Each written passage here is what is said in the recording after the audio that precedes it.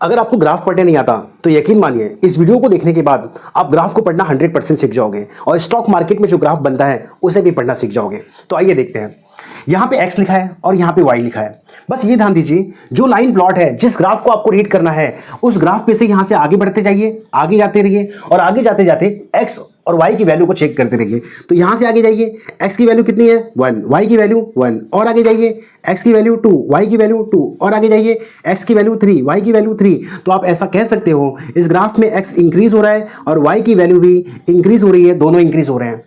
इस ग्राफ में आइए, यहाँ पे x कितना है 0 और y कितना है 3 और आगे जाइए, x कितना आया 1 और y कितना है 2 और आगे जाइए, x कितना है 2 और y कितना है 3 और आगे जाइए, x कितना है 3 और y कितना है 0। ध्यान दीजिए, x की वैल्यू बढ़ रही थी और y की वैल्यू कम हो रही थी, हम कहेंगे x इंक्रीज हो रहा है और y की वैल्यू डिक्रीज हो रही है। इस ग्राफ में देखिए, x कितना है 0 और y कितना है x कितना है 2 और y कितना है 0। इस पॉइंट पे x कितना है 2 और y कितना है 1। इस पॉइंट पे x कितना है 2 और y कितना है 2। इस पॉइंट पे x कितना है 2 और y कितना है 3। तो आप ऐसा कह सकते हो x की वैल्यू चेंज नहीं हुई, मतलब x कांस्टेंट है और y की वैल्यू इंक्रीज हो रही थी।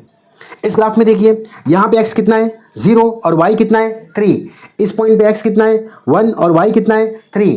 इस पॉइंट पे x कितना है 2 और y कितना है 3। इस पॉइंट पे x कितना है 3 और y कितना है 3। ध्यान दीजिए, x की वैल्यू इंक्रीज हो रही थी और y की वैल्यू हर समय 3 थी, मतलब कांस्टेंट थी। तो इस तरीके से आपको किसी ग्राफ को रीड करना है।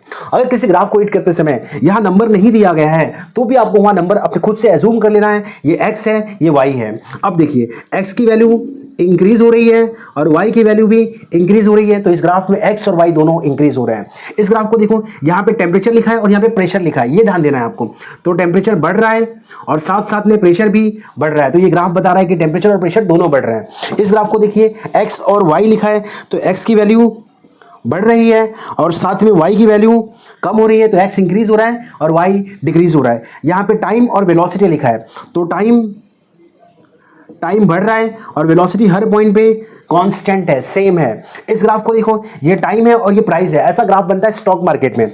तो टाइम बढ़ रहा है, प्राइस बढ़ रहा है, फिर अचानक टाइम बढ़ रहा है और प्राइस कम होने लगा, फिर टाइम बढ़ रहा है और प्राइस बढ़ने लगा, फिर टाइम बढ़ ही रहा है और प्राइस कम होने लगा। मतलब टाइम कंटिन्यूअसली बढ़ रहा है और प्राइस इंक्रीज और डिक्रीज हो रहा है। Thank you.